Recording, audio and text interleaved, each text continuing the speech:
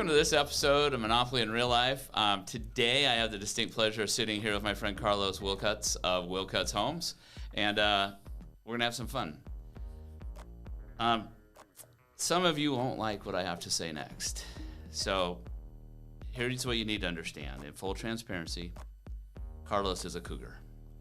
He graduated from Wazoo, so I know immediately all my Husky friends have already tuned out and they're done for the day. So we're going to get started. Welcome, Carlos. I'm glad you're here. Thank you for taking some time out of your busy schedule. I know you just ran in here from Bellevue. Thanks for being here. Thank you so much. And to all of my cougs, I just want to say less is best. And we're great. And it's a tough apple cup for you guys.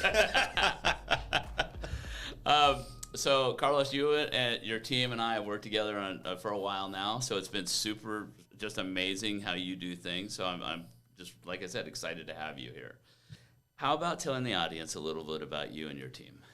Well, first of all, thank you again for the invitation. Thank you for the opportunity to just learn from you, first of all, and then be able to work alongside with you. I know that you've had a long trajectory in the business and in the area, so that's huge. My name's Carlos from Willcuts Homes, and we're a team of 4. And we are super focused in the Hispanic community here in the state of Washington.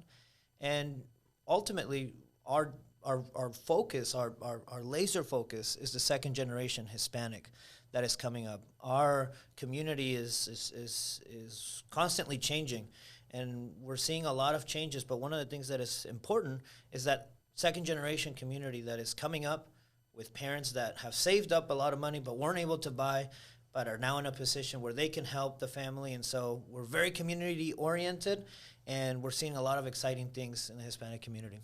That's pretty cool. I'm actually going to jump to the statistics. So forgive me for reading. I'm going to have to read this, but I just pulled this off. And of course. So our company is well, we'll get to that in a second. But Sure. I'm going to read these stats because you just brought it up. Yeah. Okay. Hispanic home buyers are a sizable and growing share of the housing market.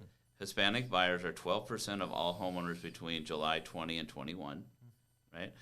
Number of Hispanic buyers grew faster than non-Hispanics between 2018 and 2020, average of 7% year over year, right? Wow. Largest growing group. There's definitely challenges, right? Because again, if you go culturally from their parents down, right, there's some different things that happen. And so there are some challenges that we work to get over, right? Both internally and externally. Sure. Female Hispanic home buyers consistently grew faster than their male counterparts. That's why you surrounded yourself with great women, I'm sure. And Hispanic millennials were the fastest growing generation each month since 2018. Mm-hmm. So, spot on. Yeah.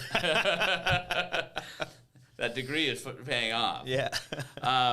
So I've always said that, successful people surround themselves with amazing people, right? To have a great support group, a team, everything else. Yep. Talk to me about your team and your recruiting, because you have the sharpest knives in a drawer you have on your team. Well, I've just got to start off by saying I'm blessed. I'm very blessed. And we're a diverse team because the Hispanic community is not monolithic. So we have different calibers. And so, for example, we have an intern who then became an actual team member. His name's Derek, and he represents that second-generation Latino that has come in and understands the culture here, has lived here, has gone to school here. If I remember right, he's a Husky. Yeah, well, he's actually Bellevue College. Bellevue College, all right. So very neutral. Jama, who's a Husky, right? University of Washington, Bothell. She's amazing, and she's our service specialist, and what she's doing is she's helping care for our clients and serve them well. She represents that generation of Hispanics, of Mexican Americans that came from Mexico. We still remember Mexico. We lived there, and we say in Spanish, no somos ni de aquí ni de allá, which means we're not from either here or from there. We're kind of in that in-between space. And I would identify with that because that's really my story. And then we have Stacey Thomas, who's she's actually from Seattle Pacific, and she's from Renton. And she's amazing.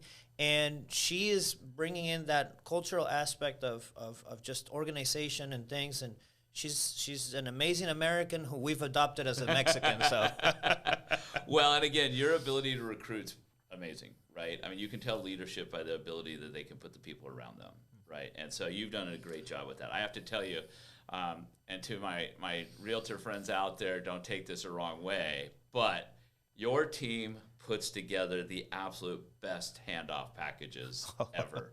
I mean, we're talking pre-approval almost level, like, well, we'll say pre-qualification level. I mean, you really dig in. Yeah, thanks for that. Well, and so you dig in and you really provide some amazing information right out the gate on a handoff.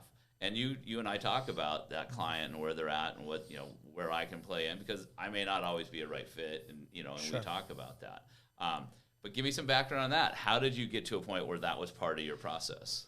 Well, to my colleagues, let me just say that just recently, I've been in the industry for a while, but as an agent, I just transitioned to this side 3 years ago, and I think really to answer the question is I spent a lot of time in lending, and to me it was very interesting when we would receive a name and a number and would say, go fetch. For lack of a better term, go get it. And to me, that was tough because the connection wasn't there. And at least in my background, I've always felt that the connection is based on what's the root. How do we know who we know, and how can I help you get to that point? And so I just, once I transitioned, realized that I didn't like that very much. And so I thought I wouldn't do it to other people. So just kind of putting a little bit of that expertise and seeing how we can help families have at least that extra legwork done ahead of time, so that when the lender is able to meet with this family, they have a background story, there's a connection already, and we get results. Well, and I think, too, so you get that mixed bag of who's on the front line, right? Sometimes it's a lender on the front line, very rarely, right? Even into this day and age, they still want to talk to the realtor first. Right, they see the sign up, they see the posting, they see the whatever, right? They want to talk to you first. And I think that between that deep dive that you spend up front, that really has to concrete the relationship a little better, right? Well, it's not just one, it's two. Yeah. I mean, we haven't seen a house yet, and we're meeting twice. Right. But what that does is it helps me when I'm representing them, but it helps the communication and the understanding with the other team. In this case, it helps me understand what you saw, what you believe, it just makes everything work better for when we do go out and go find that house. We know how to negotiate, we know how to represent, we know how to get you involved. Right. Well, and back to that client, right, to that client that we're going to share and work with, it's not just them, right? It's not just that young couple that shows up or the single. You got the whole familia. Right? I mean, you could have everybody in your first meeting. We have very, very big boardrooms. It's important. It is important. Yeah. And I say this across all cultures. We don't know what we don't know. Sure. Right? And some cultures are very, that's the best way to put it. They want to run by themselves, right? Other cultures, they want to run with the whole family. Right, and in between is a lot of other groups, right? But it's really interesting to watch how each family deals with things and where they're driven, right? Like this house, a couple may be looking at a house just with the 3 bedrooms, and others may be saying, no, I got grandma coming, I got mom coming, I got, we got all kinds of, and then we won't even get started on the Saturday party, because that's going to be a whole nother group for 3 days. Yeah, no. One of the things I always get, I mean, we have tons of stories, but one of them, it's HOAs are not very popular with my community, right? It's I hate them too, just for the record. That's across the board. It's across the board.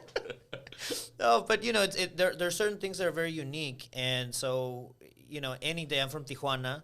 Any day, it doesn't really matter if it's Saturday or not. You can drive across town and you hear music and it's lively and all of that stuff. And I think being in this country, the expectation or the opportunity is it's not a house just for me. It's a house where I'm going to invite people. It's where I'm going to be hospitable, where I'm going to see my children grow. And so yards are important, decks are important, driveways, enough parking for everyone is important. And that's just really at the core of who we are. Yeah, I would go similarly. Like a lot of my cousins are in Hawaii. They're mixed Filipino, Japanese, right? We have this whole, we have the Heinz 57 family, right? And we get everybody from all kinds of cultures mixing, and it's the same thing. It's parking, it's food, and no shortage of food, and then it's beers, and then it's other drinks, and then So I understand that party that can go past midnight, and it's or the next day, or the next day. It's just, and it's fun to see that.